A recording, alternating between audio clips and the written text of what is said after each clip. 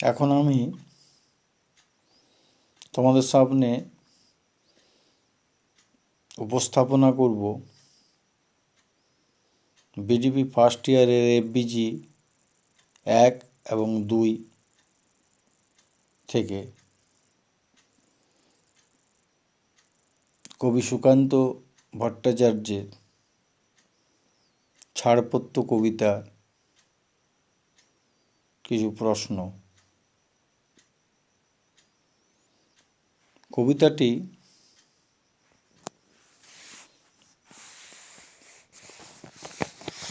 কবিতাটির প্রশ্ন উপস্থাপনার পূর্বে আমি প্রথমে কবি সুকান্ত ভট্টাচার্যের ছাড়পত্র কবিতাটি পাঠ করছি। ছাড়পত্র কবি সুকান্ত ভট্টাচার্য। যে শিশু ভূমিষ্ঠ হলো আজ রাত্রে, তার মুখে খবর পেলুম, সে পেয়েছে ছাড়পত্র এক। নতুন বিশ্বের দ্বারে তাই ব্যক্ত করে অধিকার, জন্মমাত্র সুতীব্র চিৎকারে।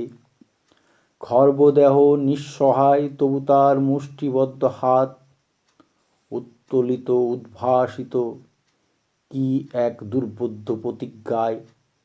সে ভাষা বোঝে না কেউ, কেউ হাসে, কেউ করে মৃদু তিরস্কার। আমি কিন্তু মনে মনে বুঝেছি সে ভাষা। পেয়েছি নতুন চিঠি আসন্ন যুগের, পরিচয়পত্র পড়ি ভূমিষ্ঠ শিশুর অস্পষ্ট কুয়াশা ভরা চোখে। এসেছে নতুন শিশু, তাকে ছেড়ে দিতে হবে স্থান। জীর্ণ পৃথিবীতে ব্যর্থ, মৃত আর ধ্বংসস্তূপ পিঠে। চলে যেতে হবে আমাদের, চলে যাব। তবু আজ যতক্ষণ দেহে আছে প্রাণ, প্রাণপণে পৃথিবীর সরাব জঞ্জাল। এই বিশ্বকে এ শিশুর বাসযোগ্য করে যাব আমি, নবজাতকের কাছে আমার দৃঢ় অঙ্গীকার। অবশেষে সব কাজ সেরে আমার দেহের রক্তে নতুন শিশুকে করে যাব আশীর্বাদ। তারপর হব ইতিহাস। এরপর তোমাদের সামনে আমি এই কবিতার কয়েকটি প্রশ্ন উপস্থাপনা করছি এবং সেই প্রশ্নের উত্তরগুলো কিছুটা করে দেওয়ার চেষ্টা করছি।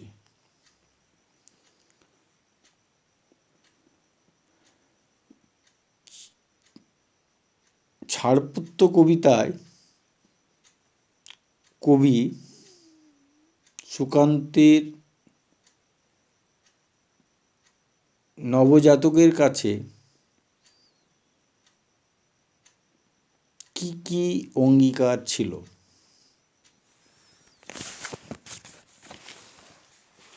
উত্তর: কবি সুকান্ত ভট্টাচার্য ছাড়পত্র কবিতায় নবজাতকের উদ্দেশ্যে এ কথা বলেছেন,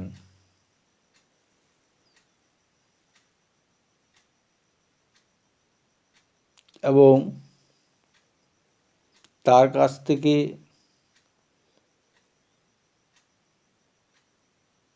যে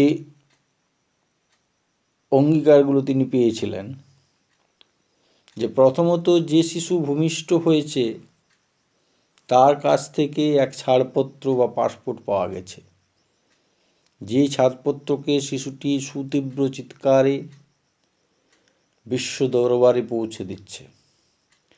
দ্বিতীয়, নিতান্ত খর্বদেহ শিশুটি মুষ্টিবদ্ধ হাত তুলে দুর্বোধ্য প্রতিজ্ঞার কথা সে সবাইকে জানান দিচ্ছে। তৃতীয়ত, নবজাতকের সেই ভাষা শুনে কেউ হাসে, কেউ বা তিরস্কার করে, কিন্তু সেই ভাষার মধ্যে কবি পেয়েছে নতুন যুগের বার্তা। নবজাতককে দেওয়া অঙ্গীকারগুলো হলো: প্রথমত, পুরাতনকে এই পৃথিবীর থেকে চলে যেতে হবে। একথা মেনে নিয়ে তিনি নবজাতকের কাছে দৃঢ় অঙ্গীকার করেছেন যে পৃথিবীকে শিশুর বাসযোগ্য করে যাবেন। যে পৃথিবীতে শোষণ থাকবে না, দারিদ্র থাকবে না, দুঃখ যন্ত্রণা কিছুই থাকবে না। দ্বিতীয়ত, শোষণ, দারিদ্র, দুঃখ, যন্ত্রণা কে কবি পৃথিবীর জঞ্জাল বলে মনে করেছেন। এই জঞ্জাল দূর করার দায়িত্ব নিজের হাতে তুলে নিয়েছেন। তৃতীয়ত, জঞ্জাল দূর করার কাজ শেষ হলে, অর্থাৎ কবির অঙ্গীকার পূর্ণ হলে, নিজের দেহের রক্ত বা জীবন দিয়ে নবজাতককে আশীর্বাদ করে যাবেন।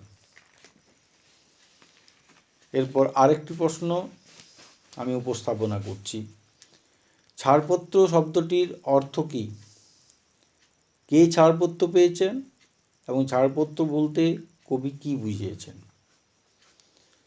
ছাড়পত্র শব্দটির অর্থ বলতে ইংরেজিতে যেটাকে পাসপোর্ট বলা হয়, অর্থাৎ ছাড়পত্রের অধিকারী দেশের সীমানা অতিক্রম করে যাবার, যেটাকে বাংলায় অনুমোদন বলা হয়। ছাড়পত্র পেয়েছেন আমাদের সুকান্ত ভট্টাচার্যর লেখা ছাড়পত্র কবিতায় সেই নবজাতক বা একটি শিশু। কে ছাড়পত্র পেয়েছেন?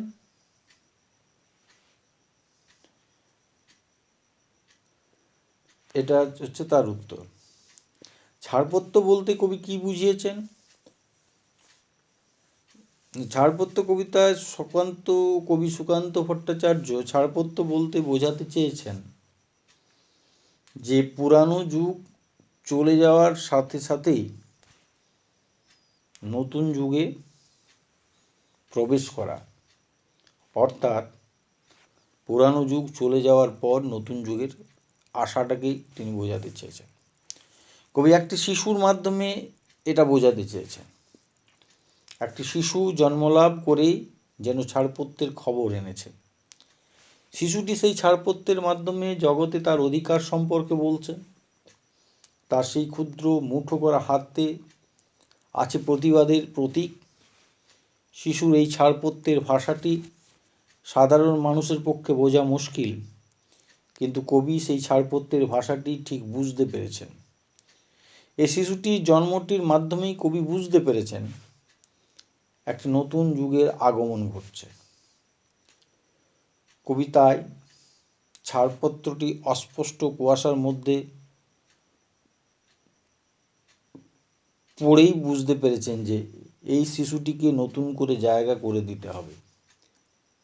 তাই কবি বলেছেন, পুরানো যুগের মৃত্যু হবেই, অবশ্যম্ভাবী, কিন্তু পুরানো যুগে যেসব শোষণ, দারিদ্রতা, ব্যর্থতা, নোংরামি রয়েছে সেগুলোকে দূর করতেই হবে। এই বাধাগুলো নতুন যুগকে ঠিকভাবে আসতে দেবে না। এই বাধাগুলোকে কবি জঞ্জালের সঙ্গে তুলনা করেছেন। কবি চাইছেন নিজের জীবন দিয়ে এই বাধা সরাবেন এবং নতুন যুগের প্রতিষ্ঠা করবেন ও আশীর্বাদ করবেন। এর পরের একটি প্রশ্ন, যে নবজাতকের কাছে এ আমার দৃঢ় অঙ্গীকার, অঙ্গীকারটি কি এবং কেন করেছেন? নবজাতকের কাছে কবি সুকান্তের অঙ্গীকার হলো, 1. পুরাতনকে এ পৃথিবী থেকে চলে যেতে হবে একথা মেনে নিয়েই তিনি নবজাতকের কাছে দৃঢ় অঙ্গীকার করছেন যে এই পৃথিবীতে যে শিশুটি ভূমিষ্ঠ হচ্ছে তার বাসযোগ্য তিনি করে যাবেন, যেখানে শোষণ থাকবে না, দারিদ্র থাকবে না দুঃখ যন্ত্রণা। 2. শোষণ, দারিদ্র, দুঃখ যন্ত্রণাকে কবি পৃথিবীর জঞ্জালের সাথে তুলনা করেছেন বা জঞ্জাল বলে মনে করেছেন। এই জঞ্জাল দূর করার দায়িত্ব তিনি নিজের হাতে তুলে নিয়েছেন। 3. জঞ্জাল দূর করার কাজ শেষ হলে, অর্থাৎ কবি অঙ্গীকার পূর্ণ হলে, নিজের দেহের রক্ত বা জীবন দিয়ে নবজাতককে তিনি আশীর্বাদ করে যাবেন। এর পরের প্রশ্ন,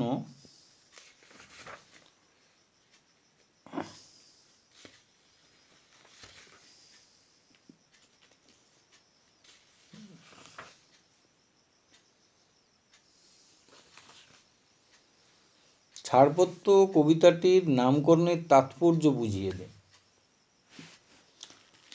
সুকান্ত ভট্টাচার্যের লেখা ছাড়পত্র শব্দটির অর্থ বলতে আমরা পাসপোর্টকেই বুঝি, যা একটি ইংরেজি কথা। ছাড়পত্রের অধিকারী দেশের সীমানা অতিক্রম করে যাবার, যেটাকে বাংলায় অনুমোদন বলা হয়। এই ছাড়পত্র শিশুটি পেয়েছে, তাই এই কবিতার নামকরণ যথার্থ অর্থেই তাৎপর্যপূর্ণ। ব্যঞ্জনামূলকভাবেই কবি এই কবিতার নামকরণ করেছেন। পুরানো যুগ চলে যাওয়ার পর নতুন যুগের আশা কবি একটা শিশুর মাধ্যমে, যা এখানে প্রতীকী, তিনি সেটাই বোঝাতে চেয়েছেন। সে জন্মলাভ করেই যেন ছাড়পত্রের খবর আনছে। শিশুটি সেই ছাড়পত্রের মাধ্যমে জগৎ তার অধিকার সম্পর্কে বলছে। তার সেই ক্ষুদ্র মুঠো করা হাতে আছে প্রতিবাদের প্রতীক। শিশুর এই যে ছাড়পত্রের ভাষা, তা বোঝা মুশকিল সাধারণ মানুষের পক্ষে, কিন্তু কবি শিশুটির এই ভাষা বুঝতে পেরেছেন। এই শিশুর জন্মটির মাধ্যমেই কবি বুঝতে পেরেছেন যে একটা নতুন যুগের আগমন ঘটছে।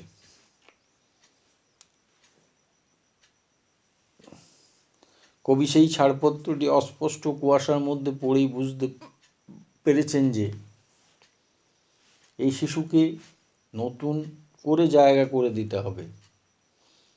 তাই কবি বলছেন, পুরাতন যুগের মৃত্যু হবেই হবে অবশ্যম্ভাবী।